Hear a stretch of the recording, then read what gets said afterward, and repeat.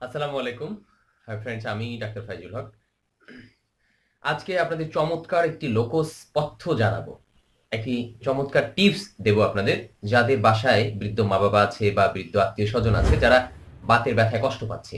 আপনি নিজের বাসায় বসে কি এমন পদ্ধতি অবলম্বন করলে তাদের এই বাতের ব্যথা কমে যাবে, হ্যাঁ?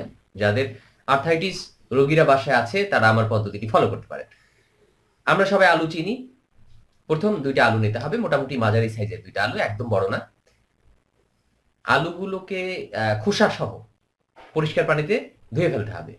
একদম পরিষ্কার করে ফেলতে হবে। এরপর খুব পাতলা, পাতলা করে একদম যেভাবে চিপস করে না ওরকম পাতলা, পাতলা করে টুকরো, টুকরো করে কাটতে হবে। কাটার পরে ১ গ্লাস পানি। এরকম বড় একটা এরকম একটা গ্লাস নেবেন।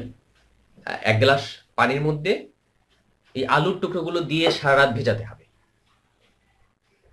ভেজানোর পরে সকালবেলা আলু বাদ দিয়ে এই যে পানিটা আছে, এই পানিটা ছেঁকে পান করতে হবে সকালে খালি পেটে। খুব ভালো কাজ করে। হ্যাঁ? যাদের আর্থ্রাইটিসের রোগী আছে, বাতের রোগী আছে, বাংলাদেশের আ কিছু, কিছু অঞ্চলে এই টিপস বলেন, এই পথ্য বলেন বা লোকজ যে চিকিৎসা পদ্ধতি বলেন, যাই বলেন না কেন, এই পদ্ধতিটি বহুল পপুলার। আমার পরীক্ষিত একটা পদ্ধতি।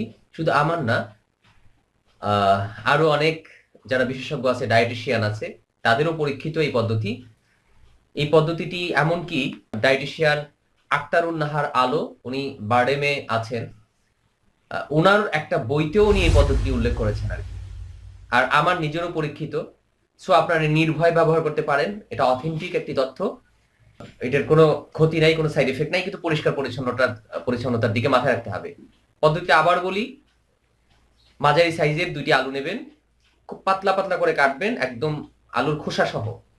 এরপরে বড় ১ গ্লাস পানির মধ্যে সারারাত ভেজাবেন, সকালবেলা শুধু পানিটি খাবে।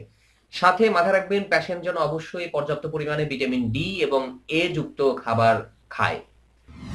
সাথে ভিটামিন সি যুক্ত খাবার তাকে আরো ভালো থাকতে হেল্প করবে। কোথায় এই খাবারগুলো পাবেন সামনে আমরা ভিডিও দেব। কোন খাবারে ভিটামিন এ, কোন খাবারে ভিটামিন ডি, কোন খাবারে ভিটামিন সি ইত্যাদি, ইত্যাদি। তার আগ মুহূর্ত পর্যন্ত গুগলে সার্চ দিন কোন খাবারে ভিটামিন ডি আছে। এভাবে লিখে সার্চ দিন, পেয়ে যাবেন। অনেক ধন্যবাদ যারা আমাদের সাথে আছেন। যারা এখনো চ্যানেলটি সাবস্ক্রাইব করেননি, সাবস্ক্রাইব করুন, তথ্য শেয়ার করুন। অনেক মানুষ আছে যাদের এই তথ্যটি অনেক উপকার করবে। আল্লাহ হাফেজ।